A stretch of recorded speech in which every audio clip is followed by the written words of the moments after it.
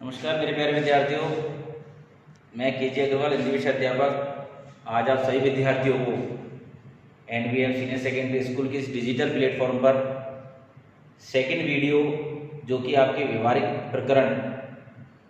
व्याकरण के प्रकरण से संबंधित प्रस्तुत करने जा रहा हूं, जिसका नाम है क्रिया। क्रिया के विषय में कल की वीडियो में हम काफ़ी कुछ चर्चा कर चुके थे, जिसके अंतर्गत हमने देखा क्रिया किसे कहते हैं, क्रिया के उदाहरण कौन कौन से होते हैं, क्रिया को अन्य भाषाओं में क्या क्या कहा जाता है और क्रिया से संबंधित और संज्ञा से संबंधित कुछ उदाहरणों को साथ रख करके इसकी तुलनात्मक अध्ययन करने का भी प्रयास किया था। आज हम क्रिया की परिभाषा, क्रिया के प्रकार और क्रिया के उपभेद, यहाँ प्रकार को ही भेद कहा जाता है और उपभेद को भी प्रकार ही कहा जाता है। जैसे तो परिभाषा, क्रिया के भेद और क्रिया के उपभेद, इन तीनों प्रकरणों को बड़े ही ध्यान से समझेंगे और पढ़ेंगे। आज हमें हमारे इस वीडियो में क्रिया प्रकरण को कंप्लीट करना है। बस केवल आपको समय को ध्यान में रखते हुए इस वीडियो को ध्यान से सुनते जाना है। तो आइए शुरू करते हैं। सबसे पहले क्रिया की परिभाषा। क्रिया की परिभाषा सभी विद्यार्थी लिखें जिस प्रकार से मैं लिख रहा हूं। क्रिया किसे कहते हैं? क्रिया किसे कहते हैं? वह विकारी शब्द जिससे वह विकारी शब्द, इस पर आप रेखांकन करना, वह विकारी शब्द जिससे किसी कार्य के, वह विकारी शब्द जिससे किसी कार्य के करने या होने का बोध होता हुआ दिखाई देता है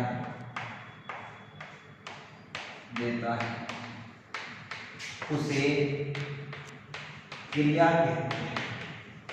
उसे क्या कहते हैं? क्रिया कहते हैं। तो मेरे प्यारे विद्यार्थियों, मैंने आपके सामने अपनी परिभाषा रखी है। क्रिया किसे कहते हैं? वह विकारी शब्द। देखो आपको पता है शब्द दो प्रकार के होते हैं, एक विकारी और एक अविकारी।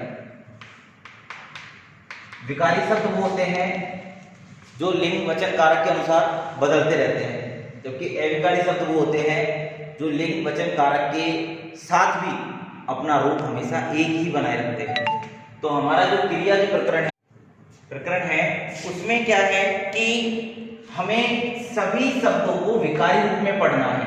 आपको बताया था मैंने अभी कि विकारी और अविकारी में से विकारी तो क्या होते रहते हैं? लिंग वचन कारक के अनुसार बदलते रहते हैं, जबकि अविकारी शब्द लिंग वचन कारक के अनुसार नहीं बदलते हैं। तो विकारी शब्दों में ही क्रिया शब्द को काउंट किया जाता है, गिना जाता है।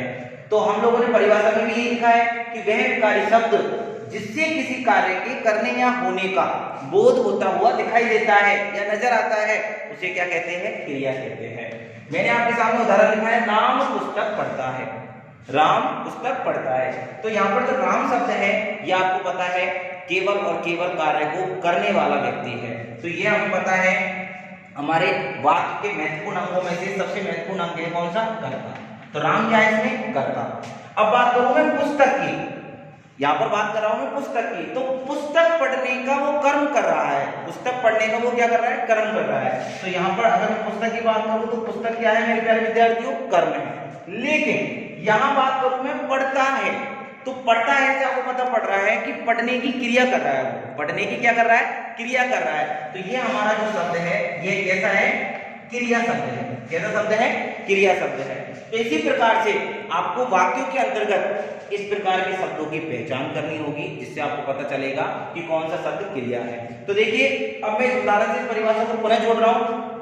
वह विकारी शब्द जिससे किसी कार्य के करने या होने का बोध होता हुआ दिखाई देता है। तो यहाँ पर आपको पता है कार्य का करने या होने का बोध किससे दिखाई दे रहा है, पढ़ता है ऐसे, तो पढ़ता ही हमारा क्या है, विकारी शब्द, और यही विकारी शब्द क्या है, क्रिया है। यही विकारी शब्द क्या है, क्रिया है। जबकि राम हमारे पढ़ने क्रिया को कर रहा है, इसलिए ये क्या है, करता है।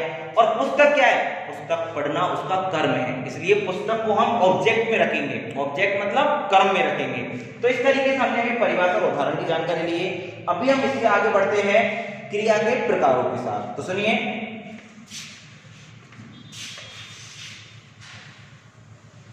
अभी आपने देखा क्रिया किसे कहते हैं और क्रिया का एक उदाहरण देखा अभी आपने। अब देखो आप, मैं आपको बड़ी महत्वपूर्ण बात बताने जा रहा हूं इस प्रकरण से संबंधित, कि जो क्रिया है उस क्रिया में क्या होता है मेरे प्यारे विद्यार्थियों, कुछ क्रिया तो होती है स्वाभाविक। कैसी होती है, स्वाभाविक, नेचुरल। और कुछ क्रियाएं होती है कृत्रिम, जो बनाई जाती है। कैसी होती है, कृत्रिम, जो कि क्या होती है, बनाई जाती है। तो स्वाभाविक क्रियाएं कौन सी है और कृत्रिम क्रियाएं कौन सी है, ये आपको बताना है। मैंने आपके सामने रखा हंसना, और मैंने आपके सामने रखा पढ़ना, मैंने आपके सामने रखा खेलना, मैंने आपके सामने रखा सोना, मैंने आपके सामने रखा जाना, मैंने आपके सामने रखा खाना। इस तरीके के मैंने कुछ शब्द रखे आपके सामने। तो ये देखिए कि हंसना, खेलना, पढ़ना, जाना, खाना, सोना। अब इनमें से कुछ तो क्रिया है स्वाभाविक। कैसी क्रिया है, स्वाभाविक, नेचुरल। और कुछ क्रिया है कृत्रिम, जो कि हम लोगों के द्वारा बनावटी क्रियाएं, बनावटी कार्य किए जा रहे हैं, जिनमें से आपने देखा हंसना। अब देखो, अगर आप लोग घर बैठे बैठे हंस रहे हो, तो हंसने में एक बात बताइए, आपको किसी प्रकार से कोई कार्य करना पड़ रहा है, किसी प्रकार की कोई बनावटी क्रिया करनी पड़ रही है? नहीं, यह कार्य स्वतः हो रहा है, यह कार्य स्वतः हो रहा है, और ये नेचुरल कार्य है। इसके लिए हमें किसी भी कर्म की आवश्यकता नहीं पड़ती, किसी प्रकार के कर्म की आवश्यकता नहीं पड़ती। तो हंसना कैसा है, एक स्वाभाविक काम है, नेचुरल काम है ये। अब मैंने कहा पढ़ना, अब पढ़ना स्वाभाविक काम नहीं, नेचुरल काम है कि पढ़ना, कि पढ़ना हर आदमी पढ़ता है? नहीं, पढ़ता वही है जिसके पास पढ़ाई से संबंधित जानकारी होती है। तो पढ़ाई कैसी क्रिया हो गई है, कृत्रिम क्रिया हो गई। पढ़ाई कैसी क्रिया हो गई है, कृत्रिम क्रिया हो गई। मैंने कहा जाना, अब आदमी जा रहा है, आदमी जा रहा है, तो जाएगा अगर आदमी, तो जाने का कोई ना कोई तो उद्देश्य होगा ना, कोई ना कोई तो कारण होगा, बिना कारण तो जाएगा नहीं आदमी। तो जाना भी हमारी कैसी क्रिया में आ गई, कृत्रिम क्रिया में आ गई। अब मैंने आपसे कहा खेलना, तो खेलने के लिए भी आपको पता है कोई ना कोई खेल होना जरूरी है, तो ये भी किसमें आ जाएगी, कृत्रिम में। अब सोना, सोना स्लीपिंग, अब आप सोओगे तो सोने के लिए आपको किस चीज की आवश्यकता? अभी मैं कक्षा में सो सकता हूँ, घर पे सो सकता हूँ, बाहर सो सकता हूँ, तो सोना तो मेरा नेचुरल काम है, स्वाभाविक काम है, तो ये किसमें आ जाएगी, स्वाभाविक क्रिया में। खाना, खाने में भी आपको पता है कि खाना खाने के लिए हमें कुछ ना कुछ वस्तु का होना आवश्यक है, तभी जाकर तुम खा पाएंगे, तो ये भी किसमें आएगी, कृत्रिम में। इस तरीके से हमारी क्रियाएं कुछ स्वाभाविक होती है और कुछ कृत्रिम होती है, अर्थात बनावटी। तो जो स्वाभाविक क्रिया है वो तो नेचुरल है, हंसना, रोना। अभी मैंने आपके सामने बताया, हंसना हो गया, रोना हो गया आपका, सोना हो गया आपका, ये सब नेचुरल क्रिया है, स्वाभाविक क्रिया है। तो आइए मेरे प्यारे विद्यार्थियों, अभी मैं आपको इन्हीं स्वाभाविक और कृत्रिम क्रियाओं के आधार पर क्रिया के प्रकारों को पढ़ाने जा रहा हूँ। उनसे पहले मैंने आपको स्वाभाविक और कृत्रिम क्रियाएं जो बताई है, यह आपकी इस क्रिया प्रकरण के प्रकारों को समझने में बहुत मददगार साबित होगी। तो क्रिया के प्रकारों की बात करूं मैं, क्रिया के प्रकार, और किसके आधार पर, कर्म के आधार पर, कर्म के आधार पर हम पढ़ेंगे कर्म के आधार पर क्रिया के प्रकार। देखिए, क्रिया के प्रकार एक तो कर्म के आधार पर होते हैं और एक होते हैं रचना के आधार पर। एक किसमें होते हैं, रचना के आधार पर। तो हम यहाँ पर रचना के आधार पर नहीं पढ़ के किसके आधार पर पढ़ रहे हैं, कर्म के आधार पर। तो कर्म के आधार पर मेरे प्यारे विद्यार्थियों क्रिया दो प्रकार की होती है। कितने प्रकार की होती है, दो प्रकार की। सबसे पहली होती है अकर्मक क्रिया, एकर्मक क्रिया। नंबर दूसरी होती है हमारी सकर्मक क्रिया। सकर्मक क्रिया। तो इस प्रकार से हमारी दो क्रियाएं होती है, एक होती है एकर्मक, एक होती है सकर्मक क्रिया। अब आप लोगों के सामने प्रश्न बन गया, कौन सा प्रश्न बन गया? कर्म के आधार पर क्रिया कितने प्रकार की होती है? आपका आंसर क्या आएगा? कर्म के आधार पर क्रिया दो प्रकार की होती है। अब पूछेगा दूसरा प्रश्न, कर्म के आधार पर क्रिया के प्रकारों के नाम बताइए। तो नाम क्या है? एक का नाम है एकर्मक और एक का नाम है सकर्मक। अब आप देखिए सबसे महत्वपूर्ण प्रश्न जिसके ऊपर हम चल रहे हैं, एकर्मक क्रिया की परिभाषा। एकर्मक क्रिया की परिभाषा। तो देखिए एकर्मक क्रिया किसे कहते हैं? जिस वाक्य में क्रिया का प्रभाव, ध्यान सुनना आप, जिस वाक्य में क्रिया का प्रभाव, जिस वाक्य में क्रिया का प्रभाव सीधे कर्ता पर पड़ता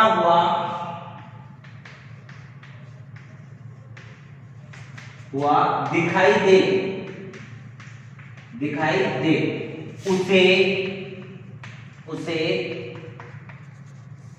उसे एकर्मक क्रिया कहते हैं। उसे एकर्मक क्रिया कहते हैं। नोट डाउन कीजिए आप सभी लोग। जिस वाक्य में क्रिया का प्रभाव सीधे कर्ता पर पड़ता हुआ दिखाई दे उसे एकर्मक क्रिया कहते हैं। इसको उतारिए, आप स्क्रीनशॉट लीजिए इसका तरीके के साथ।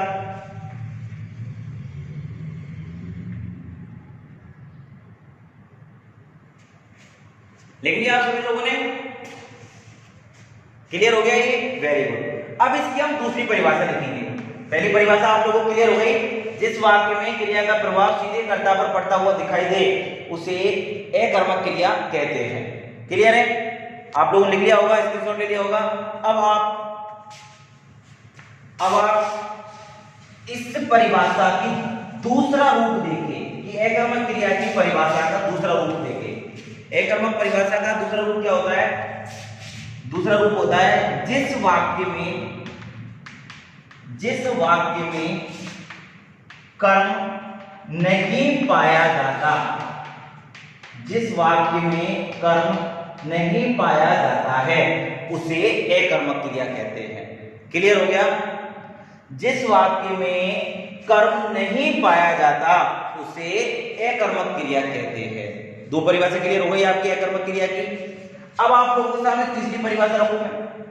तीसरी परिभाषा भी आप लोगों को बहुत सिंपल लगेगी। तीन परिभाषा क्यों बता रहा हूं आपको बेटाओं में, कि आप लोगों को किसी प्रकार से अगर परिभाषा का जानकारी या ज्ञान अगर होता तो आप लोग क्या करोगे? उस परिभाषा को उसी परिभाषा के रूप में लिख दोगे। तो इसलिए मैंने आपको एक परिभाषा के साथ तीन परिभाषा बताने का प्रयास किया है। तो क्या बताओगे? जिस क्रिया में, तीसरी परिभाषा में क्या बताओगे? जिस क्रिया में प्रत्यक्ष या अप्रत्यक्ष, जिस क्रिया में प्रत्यक्ष या अप्रत्यक्ष रूप से किसी प्रकार का कर्म नहीं पाया जाता है उसे एकर्मक क्रिया कहते हैं। उसे एकर्मक क्रिया कहते हैं। तो अभी मैंने आपके सामने रखा है, जिस वाक्य में कर्म नहीं पाया जाता है उसे एकर्मक क्रिया कहते हैं, या जिस क्रिया में प्रत्यक्ष या अप्रत्यक्ष रूप से किसी प्रकार का, प्रत्यक्ष मतलब प्रत्यक्ष तो होता है जो दिखाई देता है और अप्रत्यक्ष होता है जो दिखाई नहीं देता है। प्रत्यक्ष और अप्रत्यक्ष रूप से अगर किसी प्रकार का कर्म नहीं दिखाया जाता है तो वह भी क्या होती है? एकर्मक क्रिया होती है। परिभाषा क्लियर हो गई? अब मैं आपको इसका एक उदाहरण बताऊंगा।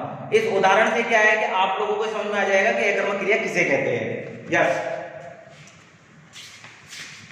अभी मैंने आपको जो परिभाषा बताई है, अपनी परिभाषाओं के आधार पर ही आपको उदाहरण बता रहा हूं। मैंने आपके सामने लिखा, राम सुबह सुबह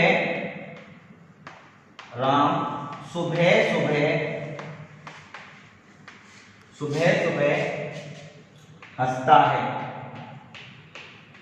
राम सुबह सुबह हंसता है। तो मैंने आपका क्या लिखा, राम हमारा इसमें क्या है, करता है, कार्य करने वाला करता कहलाता है। आपको पता ही है वाक्य के दो महत्वपूर्ण अंग होते हैं। कौन कौन से होते हैं आप लोग सब जानते हो। नंबर एक होता है कर्ता और नंबर दूसरा होता है क्रिया। तो आपको पता है कि कर्ता और क्रिया के बिना कोई भी वाक्य पूरा नहीं हो सकता। तो कर्ता और क्रिया का होना अनिवार्य होता है। तो वाक्य में राम क्या है, यहाँ पर करता है। अब देखिए राम कार्य करने वाला इसलिए करता है। अब बात करूं मैं कि राम जो कार्य कर रहा है वो किसका कर रहा है, हंसने का। अब पहले तो मुझे बताओ ये हंसना कृत्रिम क्रिया है या स्वाभाविक क्रिया है। आप सबको पता स्वाभाविक क्रिया है। तो जहां भी आपको स्वाभाविक क्रियाएं दिखाई दे, सबसे महत्वपूर्ण बात बता रहा हूं कि जहां भी स्वाभाविक क्रिया दिखाई दे वहां हमेशा बोल रहा हूं, तो ध्यान रखना, हमेशा अकर्मक क्रिया होती है। अकर्मक क्रिया होती है। क्लियर हुआ। जहां पर कभी भी आपको कोई भी स्वाभाविक क्रिया दिखाई दे, नेचुरल क्रिया, वहां पर हमेशा क्या होती है, अकर्मक क्रिया होती है। क्लियर हुआ। अब यहां पर आप देखो हंसने का प्रभाव, मैंने आपको पहली परिभाषा में क्या बताई थी कि जिस वाक्य में क्रिया का सीधा प्रभाव कर्ता पर पड़े तो वह अकर्मक क्रिया है। तो हंसने का प्रभाव किस पे पड़ा है, बताइए। वेरी गुड, राम पर। तो हंसने का प्रभाव राम पर पड़ा है। सुबह सुबह से तो कोई मतलब ही नहीं है, ये तो हमारे क्रिया की विशेषता को बता रहा है कि सुबह सुबह अर्थात प्रातः काल, ये तो क्रिया की विशेषता हो गई। इसलिए क्रिया का प्रभाव किस पे पड़ रहा है, राम पर। तो आ गया क्रिया का प्रभाव जो सीधे कर्ता पर पड़े तो वो अकर्मक क्रिया होती है।